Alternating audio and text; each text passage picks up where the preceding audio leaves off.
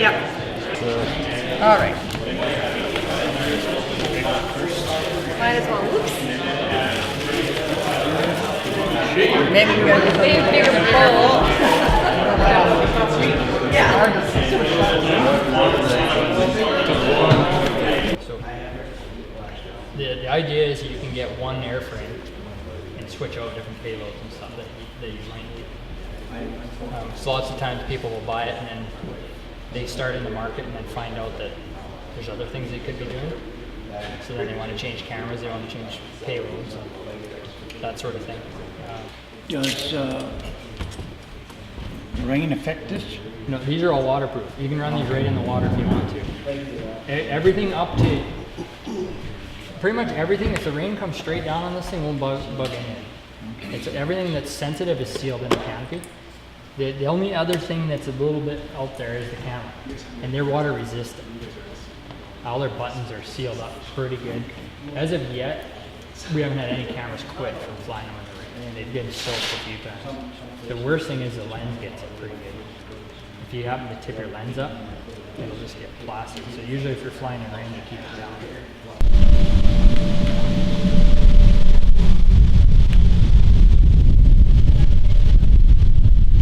Why we're here today.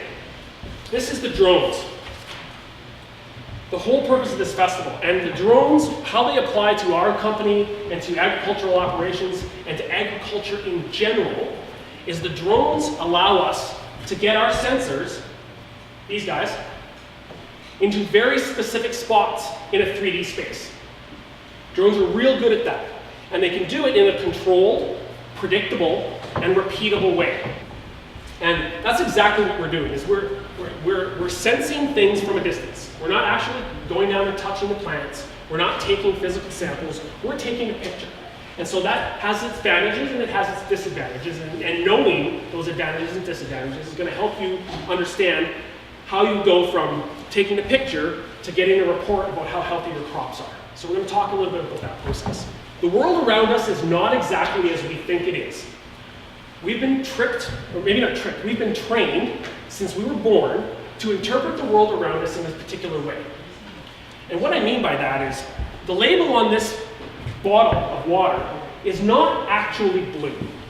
What you're seeing is the sunlight, which has all the different wavelengths of light in it, hitting this label and reflecting back to you, and it's absorbing all of the spectrums of light other than blue and reflecting blue to you.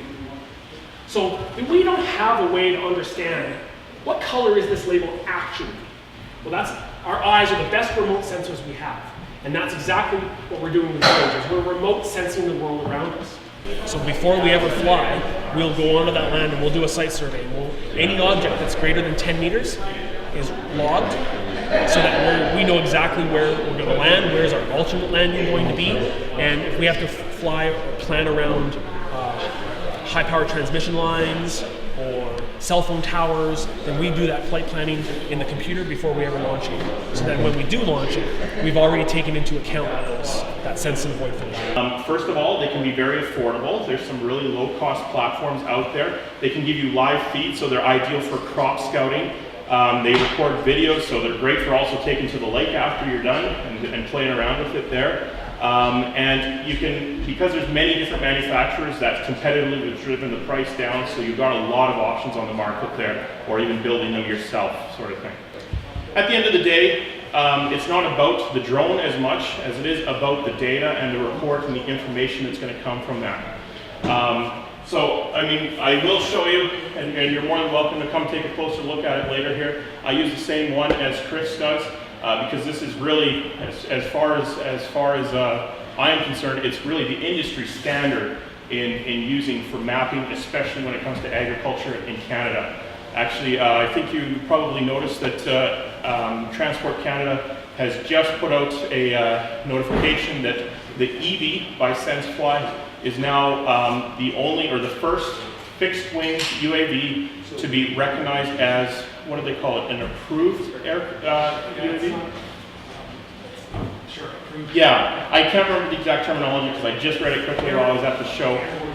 But yes, Transport Canada has had so much experience with this particular set of hardware that they are so confident in it that they have said that when you're applying for an SFOC and you're going through all the checklists and everything, you say you've got an EB, you don't even have to do that half of the application. It's done for you because they know this unit. Now, if you're building one of your own, okay, you're gonna have to go through and talk about airworthiness and all that stuff. I guess it's just neat to get that different angle, and everybody seems to be interested. It's really easy to fly, as far as, for me it has been, and yeah, it's just interesting, something different.